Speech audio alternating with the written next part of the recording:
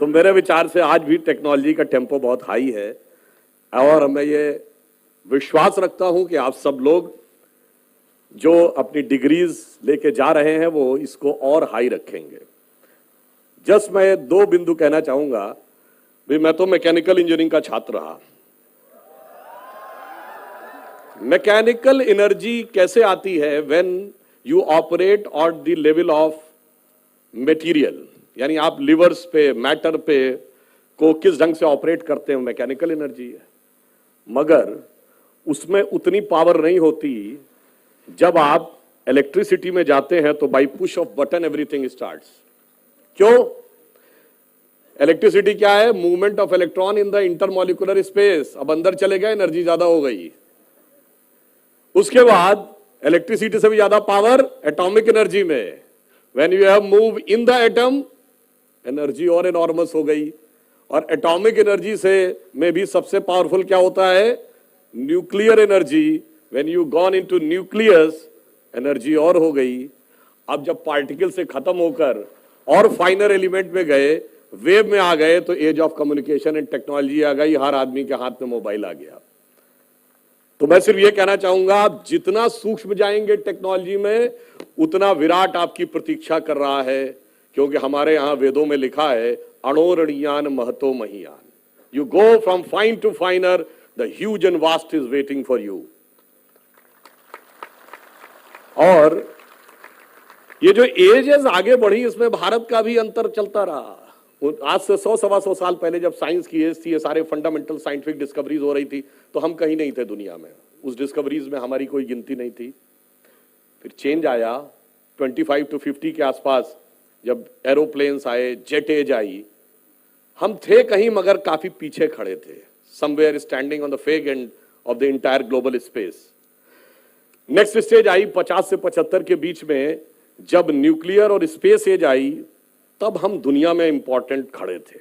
One of the prominent nation in the space age and in the atomic age, 50 से 75। और जब information technology की age आई, तो हम one of the world leaders थे। तो अब 21st सेंचुरी में जो नेक्स्ट एज आएगी, वो क्या होना चाहिए? 21st सेंचुरी की सबसे बड़ी खोज साइंटिफिक कौन सी रही है? जुलाई 2012, जब सन लेबोरेटरी ने गॉड पार्टिकल खोजा। उसका साइंटिफिक नाम क्या है? Higgs boson. हिग्स बोसॉन क्यों है? It is name after two scientist, one mister Peter Higgs of England and Satyendra Nath Bose of India. उससे बोसॉन मिला है। तो क्या हो गया कि आप 21st सेंचुरी की सबसे बड़ी साइंटिफिक डिस्कवरी पे भारत के हस्ताक्षर सामने दिखाई पड़ रहे हैं। कोई किंतु परंतु नहीं है कि 21वीं सदी हमारी होने वाली है।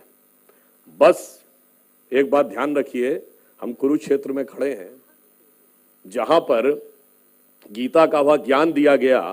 पर आप लोगों ने भी काफी ज्ञान प्राप्त कर लिया, परंतु ज्ञान प्राप्त करने से ही सब कुछ नहीं होता है।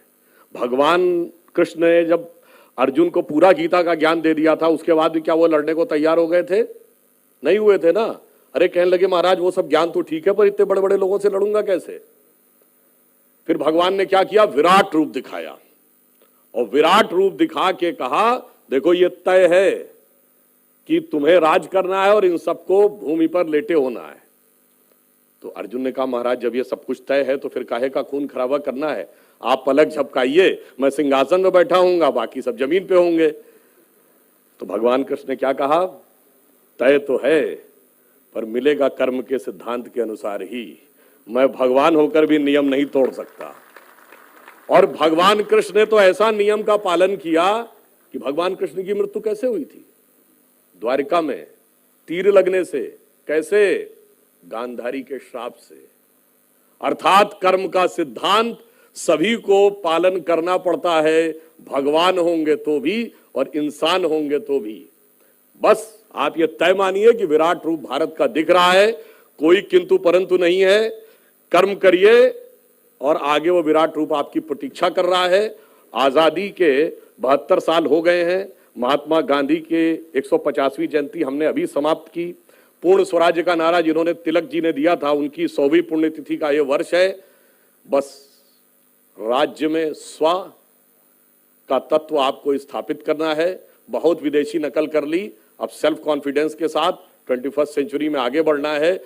अटल जी की वह कविता की पंक्ति कह के समाप्त करूंगा कि 15 अगस्त का दिन कहता आजादी अभी अधूरी है, सपने सच होने बाकी हैं, रावी की शपथ न पूरी है। रावी तट पर पूर्ण स्वराज्य का 1930 में रेजोल्यूशन पास हुआ था। इसलिए सपनों को साबित करने को कमर कसें, बलिदान करें, जो पाया उसमें खो न जाएं, जो खोया उसका ध्यान करें। धन्यवाद।